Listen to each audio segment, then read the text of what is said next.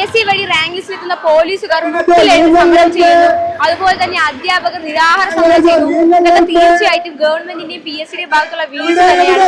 യുവതലമുറ PSCയിലേക്ക് വരാനുള്ള ഒരു വഴി തന്നെയാണ് ഇവർ അടയ്ക്കുന്നത്. എന്നാലും ഇതിനെപ്പറ്റി നമുക്ക് 2025 മെയ് 31 വന്ന റാങ്ക് ലിസ്റ്റാണ്. ഇപ്പൊ നമ്മള് പുതിയ തലമുറ പഠിക്കേണ്ടത് PSCയിൽ ജോലിക്ക് കയറാൻ വേണ്ടി പൊതുവിജ്ഞാനമോ മറ്റ് സബ്ജക്റ്റുകളോ ഒന്നുമല്ല. ഈ ജോലിക്ക് കയറാൻ വേണ്ടി സമരം ചെയ്യാൻ കൂടി പഠിക്കേണ്ട ഒരു അവസ്ഥയിലേക്ക് PSC നമ്മളെ എത്തിച്ചിരിക്കുകയാണ്.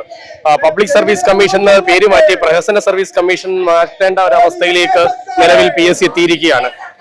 പിന്നെ ഒഴിവുകളുടെ ഒരു 4 ഇരട്ടിയിലധികം പേരെ ഉൾക്കൊള്ളിച്ചുകൊണ്ട് ഒരു ലിസ്റ്റ് തയ്യാറാക്കുക, അതിലെ 1ാം റാങ്കുകാർക്ക് പോലും ജോലി നൽകാതിരിക്കുക, ഇത്തരത്തിലേക്കാണ് PSC നിലവിൽ പൊയ്ക്കൊണ്ടിരിക്കുന്നത്.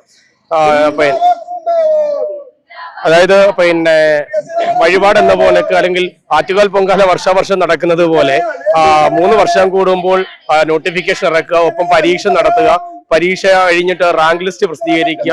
ഈ റാങ്ക് ലിസ്റ്റ് മാത്രം പുറത്തു കൊണ്ടുവന്നിട്ട് ഏതാണ്ട് 500-600-ലധികം കുട്ടികളുടെ പേരുകൾ റാങ്ക് ലിസ്റ്റിൽ ഉണ്ടായിട്ടും അതിനകത്ത് ഒരാളെ പോലും റാങ്ക് ലിസ്റ്റിൽ ജോലി കൊടുക്കാൻ ഇവർക്ക് കഴിയുന്നില്ല. അത് സിസ്റ്റത്തിന്റെ തകരാറാണ്.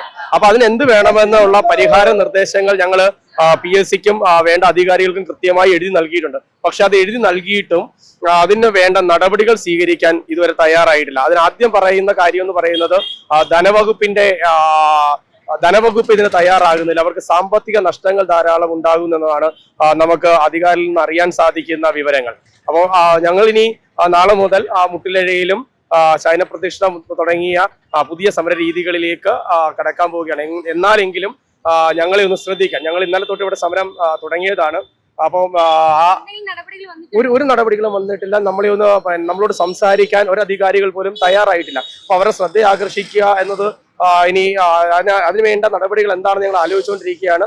അപ്പോൾ നാളെ സമര രീതികൾ കടുപ്പിക്കാനാണ് ഞങ്ങളുടെ തീരുമാനം. പ്രതിപക്ഷ നേതാവിനെ ഞങ്ങൾ ബന്ധപ്പെട്ടിട്ടുണ്ട്. അദ്ദേഹം ഇപ്പോൾ പുതിയുഗ യാത്രയുമായി ബന്ധപ്പെട്ട തിരക്കിലാണെന്നാണ് പറഞ്ഞിരിക്കുന്നത്. അദ്ദേഹം ഞങ്ങളുടെ സമരപന്തലിലേക്ക് എത്തുകയും ഞങ്ങളുടെ സമരത്തെ അഭിസംബോധന ചെയ്യാൻ എന്നും ഏറ്റിട്ടുണ്ട്. പക്ഷെ എപ്പോഴാണ് വരുന്നതെന്ന് ഇതുവരെ അറിയിച്ചിട്ടില്ല.